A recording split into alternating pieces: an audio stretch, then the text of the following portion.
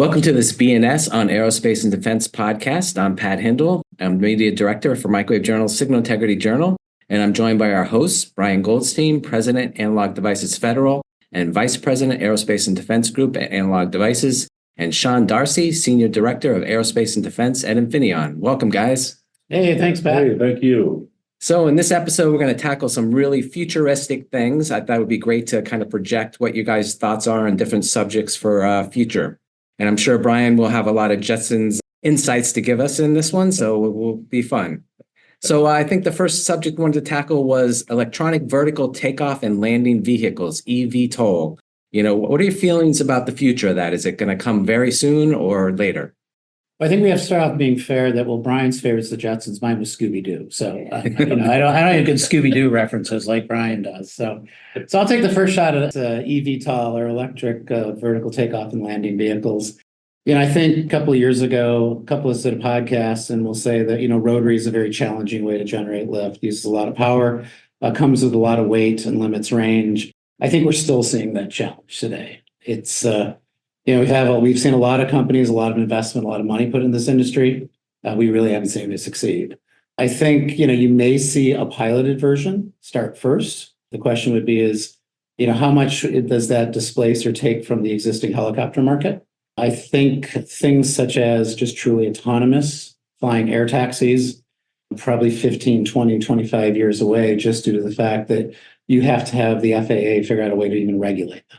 Yeah, it's interesting. I was in Versailles 8 months ago, and they had been so excited that they were going to have these air taxis flying folks all around the Olympics. And they actually, in Versailles, I was actually able to see helipad, where they had actually completed some of the infrastructure to get ready to do this. But I do know that while they made a big deal, and actually, I believe the president of France flew just before the Olympics, it was not quite ready to do at the scale that they hoped it would do. But I believe this is real. I believe, the automotive autonomous cars, I believe, is real. It's just neither is going to be on the timeline that everyone had wished they were. But I agree with you. I think they'll start with a pilot. I'll tell you, I enjoy driving my car even just to stay within the lanes between the cruise control and the car being able to keep itself within the lanes. It's only a matter of time, but I agree. It's still years and maybe a decade away. Well, I think a lot of it's the business model. Is there enough money to drive the engineering to be done sooner or later? Like, if the taxi service was able to get in, would that be enough business model, favorable to really push the technology? It's a good question because, if it was a good model, why wouldn't we all be flying around in helicopters already? Yeah. And why is this so much cheaper than flying in a helicopter today? Expensive and safety, and it's a whole new level of certification and functional safety you have to do with anything that flies. Yeah, anything that's regulatory is going to be a long haul. Yeah. And so kind of similar to that, whatever happened to the quadcopter unicorns and flying home delivery, drone market has exploded in some ways, but not others. I guess this is one of my favorite ones because I was pretty pessimistic on this back in probably 2015. Kind of goes back to the same thing about using rotary lift. But another, I think, challenge was you couldn't get around the regulatory environment. And some of the selfie quadcopters, some of the ones that are flown just for fun, the price point started to become prohibitive when you started to make octocopters and things that could actually lift anything heavy lift. So the question always was, you talk to people and they said, would you pay an extra $7 to get your order from Amazon right away? And most people's answer was, I do it once, just to see the basket being lowered in my backyard. After that, right now you have, for example, on delivery drones, you have a distribution system for people like Amazon and people like Walmart that can get you literally things in a couple hours. Where we sit right now, I could order something pretty exotic, kind of rare. I might be able to get it in a couple hours. Really hard to compete with that market. Yeah. I think that drove that. But I just think, quadcopters themselves became a bit of a fad. It was hard to take them beyond basically an EO or an observation picture taking type function and actually move them into something where you could actually get utility out of it. Yeah, that makes sense to me. Certainly, in most cases, I'm happy to wait a day or two, and I'm amazed that I could wait a day or two just not to go to the mall. So, there's not many things that I need that afternoon that would make me go crazy about that. I did see an interesting one a few years ago. People were ice fishing and they were delivering beer via quadcopter. Yeah, see that makes sense. They needed it immediately. That makes sense. No, but the idea of the quadcopters being used, for the observation and over the farmland, and even examples where they're flying with hoses to put out fires up high. And so there's definitely uses. But the idea of these things flying in thousands over my neighborhood, I'm not sure I'm even ready for that. Even George Jetson's not going to be on that. So. Yeah. So let's move on to another subject. How about integrated radar and comm systems like MPAR and integrated radar systems for multifunction? Where do we stand with that? We've been talking about it for many, many years. Yeah. So for me, multifunction radar, it's happening, right? The idea of building these wideband radars that can be used for sensing as well as communications, as well as, signal intelligence and jamming. I mean, these things are happening. The idea of MPAR was a massive phased array that could replace radars at the airports, over the horizon, and be used and for weather projection. And so this particular program has been delayed, and there's technical challenges, as well as working with multiple agencies having to align with each other on the specifications and not create some monster specification that creates $1 billion per radar system. Other issues, there's some limitations. This was a direct digital array, which has its own set of problems. And, when you put a high-speed converter at the backside of every element, you start getting into thermal problems and cost problems, power problems that haven't been totally resolved yet. A lot of work going on there. So the idea of MPAR, which was this one massive radar that does everything for everybody, it needs a little bit of time for the technology, but the concept is right and the concept is happening. No, I'd agree. The concept is sound. I think Brian alluded to this too, is the system engineering, the back end was what I saw was always an issue with this going forward. You're taking a lot of spinning bar system and trying to replace them with a phased array. So even the way the data, the timing, the cadence of the data being sent to, somebody who's looking at a weather radar on one side, an intercept radar on another, and an air traffic control radar on another, just the way that's displayed to the end user or process is very, very, very different. So it made it next to impossible to do a quick integration. And I think a good example, like Brian said, is cost. Is, one of the challenges is that if you look at an airport and you see a spinning bar radar, that's probably a $40,000, $50,000 system. Hard to justify replacing that with a $400 million phased array. You've got a lot of systems that do what they need to do very, very well. And so, one size fits all has always been difficult across everything, be it radar, be it aircraft, be it trucking or trains even. So I think it'll get there. I think it'll get there in time. It's just going to have to wait for the rest of the back end digital to catch up. And so sticking on radar and communications, what about 90 gigahertz and above? I mean, we've been making 94 gigahertz systems for many, many years, but they really haven't caught on. Yeah, I'll tell you, I've been working on systems, since the early 90s. I started working on automotive radar, at 77 gigahertz. And back then, there were no semiconductor products, integrated mimics at those frequencies. It was just getting started. By the mid 90s, there was some exotic things being developed, and 94 gigahertz was a radar band even back then, 30 years ago. But it never has taken off yet in a commercial way. You've got the 71 to 86 gigahertz communication bands, which are, they never turned into the volumes that we hoped they would. So the 90 gigahertz and above, it's still exotic in some ways, and it's still expensive because it just has never been found that commercial application that's driven the volumes and driven a reason to drive down the costs. So it's interesting, it's got benefits, but when there's choices, and even at 6G, there's opportunities to do very high frequencies and there's opportunities to do KU band.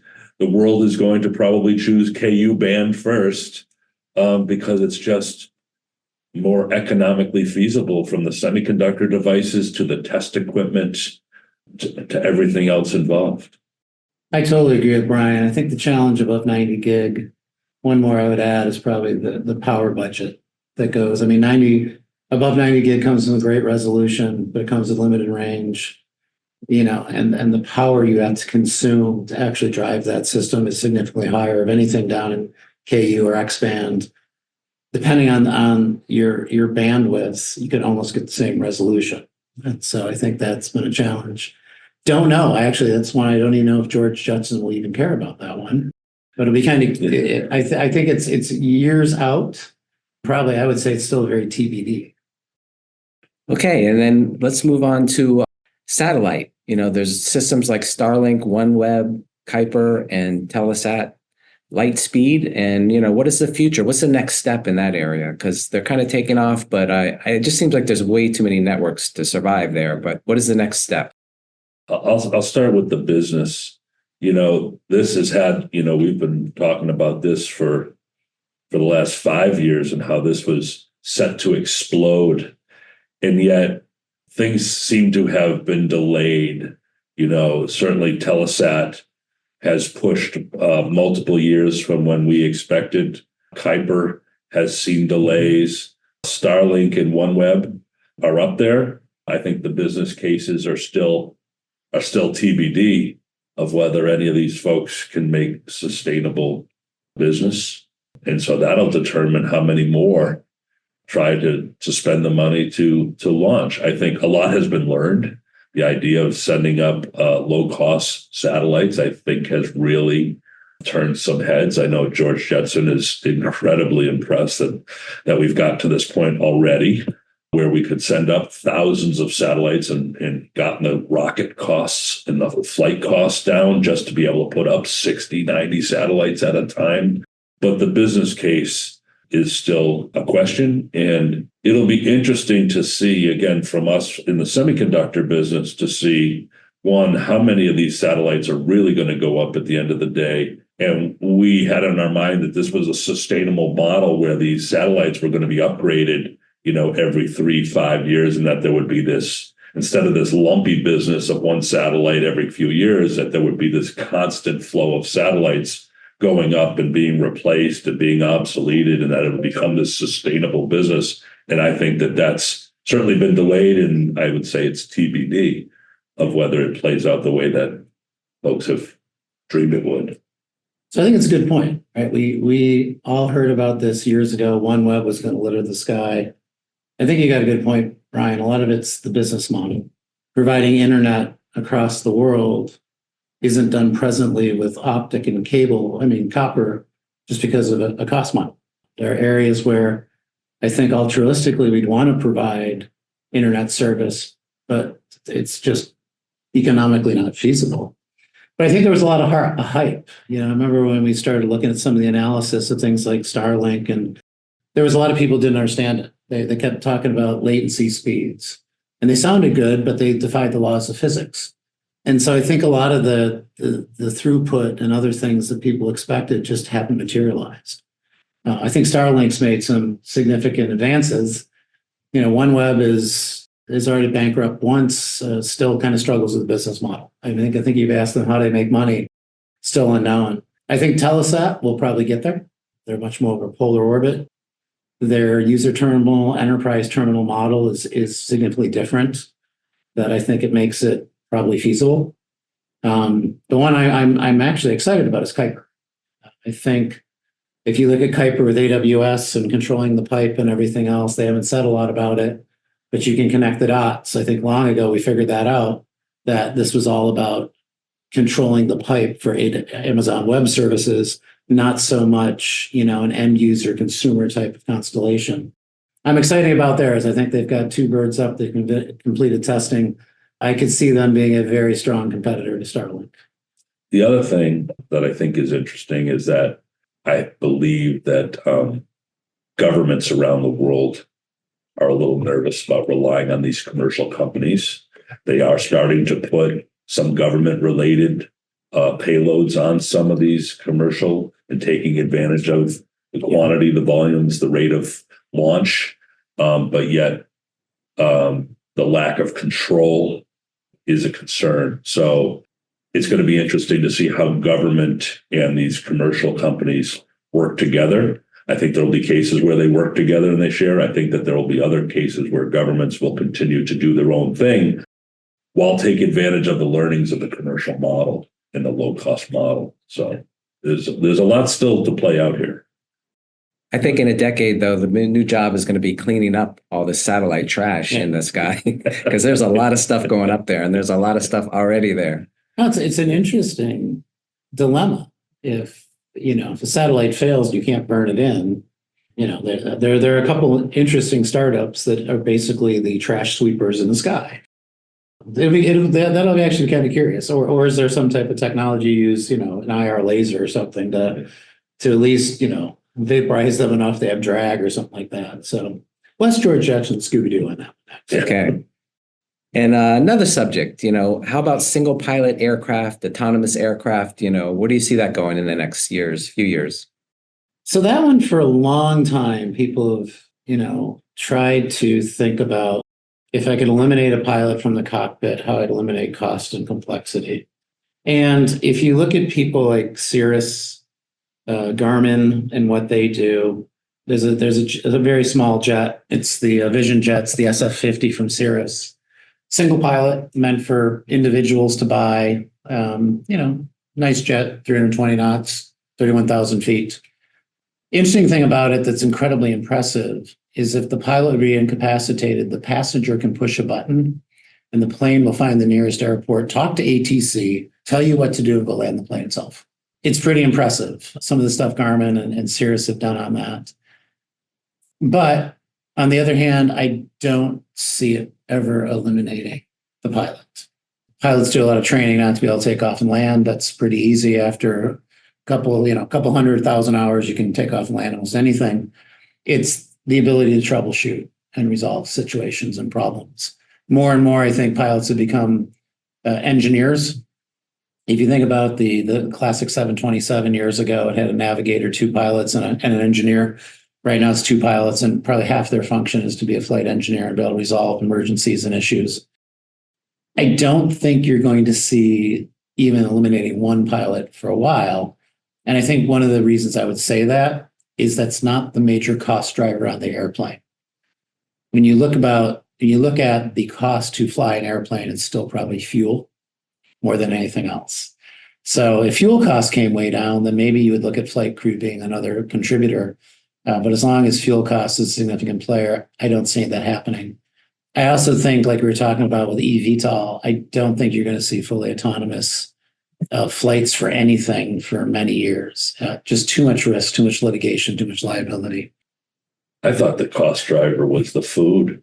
Now I'm down to crackers sometimes. I know the crackers, the peanuts. The peanuts. Yeah. I just assume you're half a glass of free Diet Coke. We fly way too much. I always thought the next generation of fighters would be autonomous, but now you have that model where you have one person flying the jet and you have many autonomous vehicles accompanying it. And I think that's probably the way. Yeah, loyal wingman. Yeah. I think that is the right. That will happen. I think in the military. I think military will lead the way, beyond doubt. That's happening and that's accelerating and that's super interesting. And that is another topic that's interesting to me about the future are these disruptive companies that are coming in and with a different business model than the historical primes. Yeah. And if you look at who won the CCA program, at least the early phases, not your typical defense primes coming in and taking this business, working with a different investment model and working at a software AI first mindset Yeah. These companies aren't looking to be the hardware company. They're looking to be the system integrator and bring AI and software to it, which is a very, very different model than the integrated, fully vertical model. That's another interesting thing that I'm watching in my world to see how that plays out over the next decade. Speaking of AI, a topic that we've covered before, but I thought we'd get some final thoughts on it was, will AI replace software engineers, electrical engineers, mechanical engineers?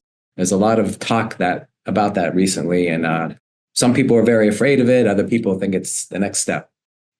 For me, it's just, it's just like the autonomous vehicle. I think absolutely AI is a tool. It's already starting to make things faster, easier, but yet it can't operate on its own. You go and you use these things, these tools.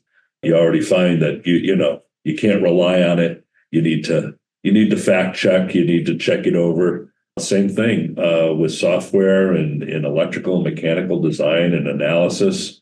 Great tools using historical data to come to solutions much more quickly. Tremendous tool, and it's going to change the way we do things, but it's going to allow us to move faster and be more innovative. It's not about removing people in my mind.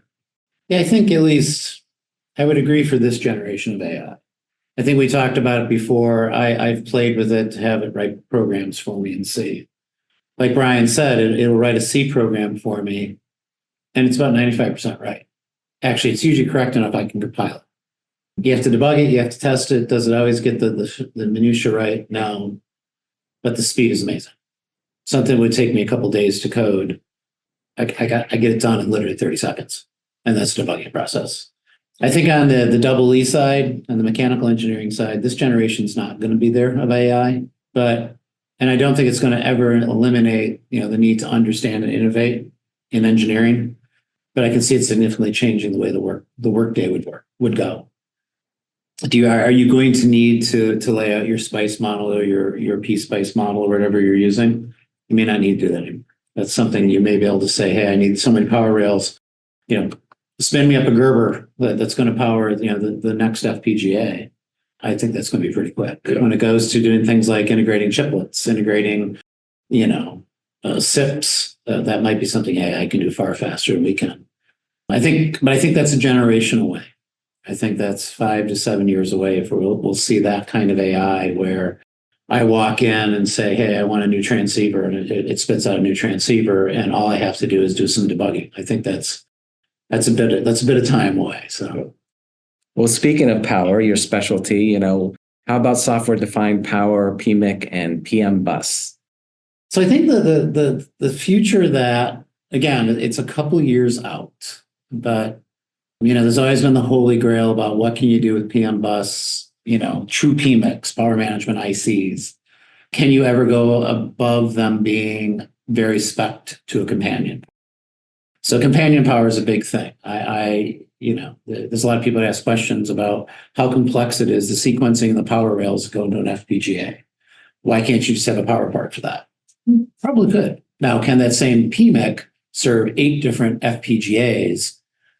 That will, and I think the way I look at that is, could it happen? Yes. Will it? Probably. I mean, there's a lot of now power requirements coming out of, some of the AI and, the things that drive AI, some of the big massive data centers, some of the parallel processing. You could get there, but now we have to start talking about pin-to-pin compatibility and power. And that is what's going to drive the complexity. Until we can get that kind of alignment, a good example is basically Brian's portfolio, my portfolio. To be able to do that, we've got to agree on a lot of power specs. When you get there, then can a single PMIC or even multi-chip module type of design serve multiple parts? Definitely. Can you change the power on the fly? Definitely.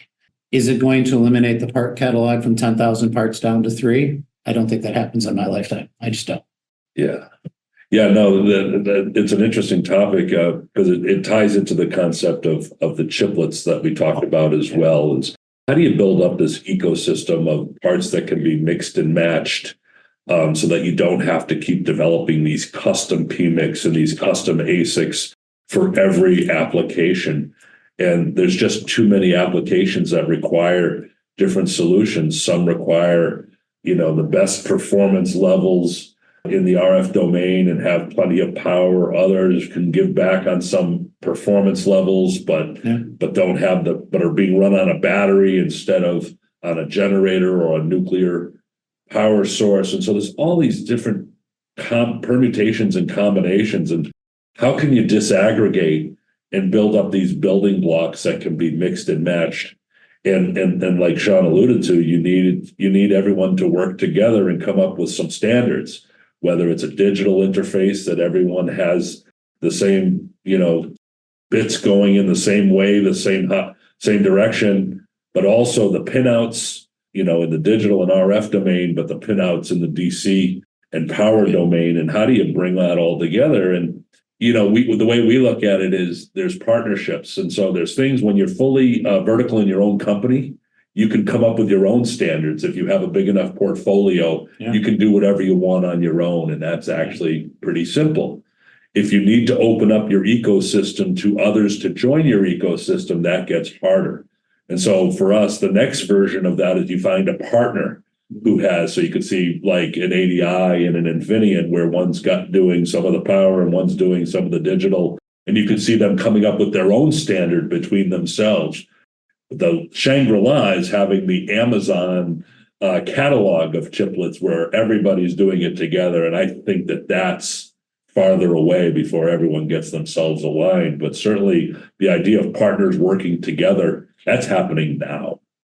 That's a good point. And you bring up probably a thing that popped in my head as well is you look at, like Brian was saying, when you're trying to optimize your power budget across an entire system. What we don't have usually is the ability, for example, for one of his high-speed converters to send one of my regulators enough information for us across the entire board to optimize power. We're still, unfortunately, guys, when we have to step up or step down voltages, right? What are we doing? A lot of that transfers to heat still. We're still turning electricity into heat because we're not integrated enough on the PM bus or whatever you want to use that information flows fast enough at the system or board level. We're optimizing the power. And so I think you probably covered most of the companion power and fabric integration here. I think so. I think it's something that, Brian was talking a good bit about that. You don't see you see a lot of very complex components have multiple power rails, both positive, negative. They have sequence startups. One of the questions I think we're seeing from customers, and I think across all the industries, is why can't I just have one power rail going into your part?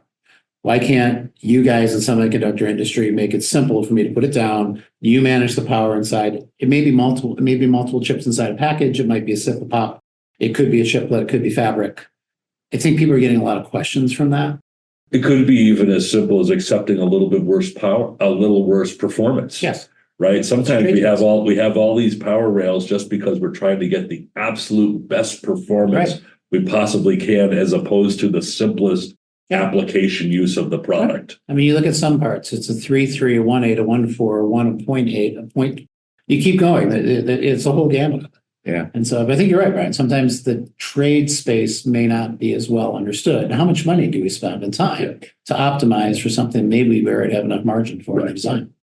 And all those conversions cause noise that can interrupt the circuits. If you simplify that, your power integrity challenges become a lot less. Absolutely. And its board size and its layout complexity, all of it. But even like you back up, right? How clean does your power have to be? How many filters do you want to put in there and everything else? Because there's always a trade space in that. Yes. I can give you incredibly clean power. The board might be the size of this table, but it's incredibly. It'll be clean. There'll be 18 million zeros, past the decimal point of how good it is. But, it just takes a lot. So I wanted to move on to another subject that we covered a little bit before, but I'd like to cover some more. How are we looking on the future of onshoring, friendshoring for, chip fabrication? It's really been a big controversy with the CHIPS Act and getting funding for local fabs. How do we see that going on? I'll tell you, I've seen the positions change over time. If you went back when we really seriously started this, from my perspective in my company, going back 5 years, it was a demand that this was going to be on U.S. soil. That's what it needed to be. And if you weren't going to do that, then you may have a problem playing in government land. I think as the studies started to get done on the complexity of the ecosystem today versus where it would need to be to make that happen, I think the position has softened. And the idea of friendshoring is going to be the right answer. It's going to be a mix, and you see a lot of money through the CHIPS Act being thrown at foundry development onshore, both from US companies as well as international companies that are willing to build fabs on US territory.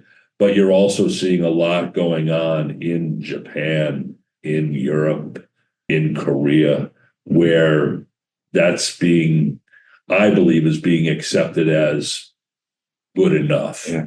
So that's my perspective. Yeah, I think, on my side, we have the advantage of that we own a lot of our own fabs and foundries, and they do sit in very closely allied nations. And so it's an advantage we have. I think Brian's got a good point, is the cost to duplicate some of the ecosystems that you'd see in maybe some riskier parts of the world that many of us, or many in the semiconductor industry depend on. It's very expensive to duplicate that. Yeah. The formula is 30, 40 years old. But I think Brian's got a good point, as you start to see, people can easily do a risk analysis. If you have all your eggs in one basket and you lose the basket, which is a really very real possibility, now you could have a global semiconductor shortage. We could be, as a country, held out of many, many designs, products, et cetera. But on the other hand, if you start putting them in places that are friendshoring, I think that mitigates the risk. I think a lot of the concern was driven off a very realistic set of risk calculations about very limited set of foundries that could cause an issue. I think now I think it even goes back a little bit, maybe a higher level than Brian was saying. It's more diversifying where they are. Yep. It's the same thing when people used to talk about years ago about earthquakes in California. And that, they didn't want to put a data center in California, had to have 3 or 4 of them, and, in Sioux City, South Dakota, and all the other places. I think that's the thinking now. And once we get to, a diverse supply chain, the risk starts to come down. And that's been Analog Devices' strategy. Analog Devices historically would do about 50% of its volume inside and 50% of its volume outside. But what we found during COVID was that wasn't enough, because there were a number of our processes that we did not do inside, nor did we have the capability to do inside at the time, or the capacity. And so through COVID, we learned a lot. We needed more capacity across the industry, but we also needed dual sourcing at least for all of our processes. So what we've done is we've added capacity, but we've also brought in and licensed a number of processes so that we could do them externally as well as internally. Some of them are onshore, some of them are friend-shored, and some of them are still in Taiwan, but we make sure that we've at least got dual sourcing for every process. And I think that has been a reasonable strategy that everyone has been able to get aligned with. I think another softening, which was a big challenge, is the workforce. If we put all these fabs in Arizona, there's just not going to be enough workforce to support it either. So you have to spread them out. It's a big problem. So the United States absolutely needs an education program for this talent, because that's why Taiwan is so successful. They've got an ecosystem and a culture of developing talent. So it's both finding the talent, educating the talent, and then the cost, right? So we need to do something different, because the talent gets paid a lot more in the United States. And so there's going to have to be even more automation. And we need to drive volume, and that's going to be the problem in the early phases, is can we get enough volume in these labs? Yeah. That's why I think some of the friendshore is going to be so successful. It already exists, the volume's there. But it's a good point. Bring the stuff onshore. It's maybe not a whole new skill set, but it's sure amping up. Well, it's a limited skill set. Yeah. That's what I'd say. So I thought we'd end up the conversation with a way out question. What is your thoughts on a settlement in the moon or even Mars? Because that's been talked about. I'll let George Jetson go first, and then Scooby-Doo will weigh in last. I'm not prepared to live in either of these places. I live in New Hampshire, and I have for the last 30 years, and it's fine. I don't really think the moon has much to offer me. I've been to places like Phoenix, and that's been sort of close enough. But look, we are an exploring world.